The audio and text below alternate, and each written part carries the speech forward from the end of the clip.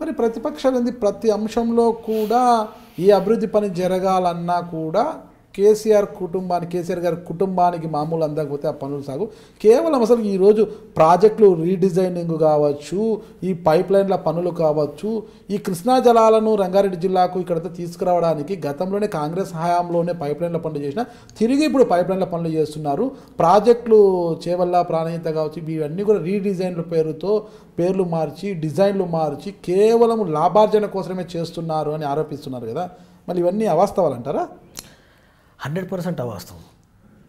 ఎట్లా అంటే ఇంతకుముందు గత ప్రభుత్వాలల్లో ఈ ఇప్పుడు పనిచేస్తున్నటువంటి ఐఏఎస్ స్థాయి అధికారులు ఎవరైతే ఉన్నారో వాళ్ళు ఎప్పుడు కూడా వచ్చినామా చేసినామా పోయినామా అన్నట్టుండే. ప్రజలకు లాంగ్ టర్మ్గా ఏవి ఉపయోగపడతాయి, ప్రాజెక్టు రీడిజైన్ చేయడం ద్వారా ఏ విధంగా అప్పర్ నుంచి లోవర్కు వాటర్ వస్తాయి, ఇవన్నీ కేసీఆర్ గారు ఆల్రెడీ అన్ని సర్వే చేసి అన్ని చెక్ చేసి రీడిజైన్ చేసారు. డబ్బుల గురించి రీడిజైన్ చేసుడు ఏముంటుంది? తప్పది. అంటే గత ప్రభుత్వాలల్లో ఎప్పుడు కూడా అధికారులు బాగా అంటే నా ఇంట్లోకి వెళ్ళి నేను డబ్బు ఖర్చు పెడుతున్నా అనేటువంటి భయం లేకుండా చేసారు. వాళ్ళు ప్రజల సొమ్ము ఖర్చు పెడుతున్నాం, ఇష్టం ఉన్నట్టు డిజైన్ చేద్దాం.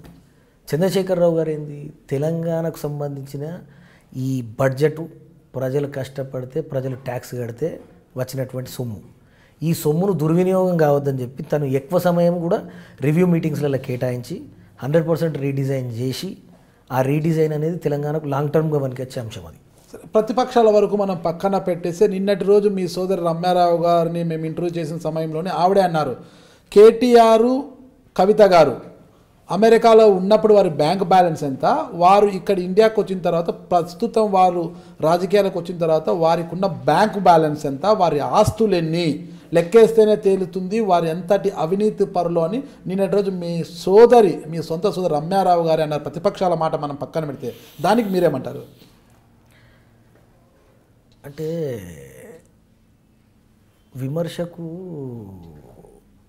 లిమిట్ లేదు. నేను అనేది ఏంటంటే బ్యాంక్ బ్యాలెన్స్ ఉన్నది అంటే బ్యాంక్ బ్యాలెన్స్ మనం చూసినామా? మరి మీ సోదరు చూశారా?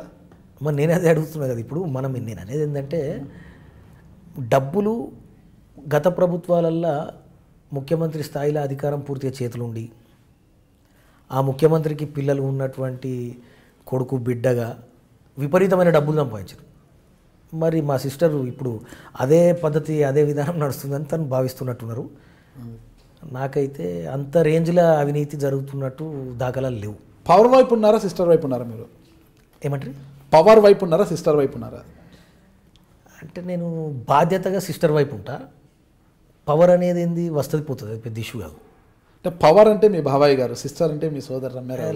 100% సిస్టర్ అంటే అదో బాధ్యత, ఖచ్చితంగా మనం ఉండి తీరాల్సిందే. పవర్ అనేది ముందు వస్తుంది పోతుంది, అది పెద్ద ఇష్యూ కాదు.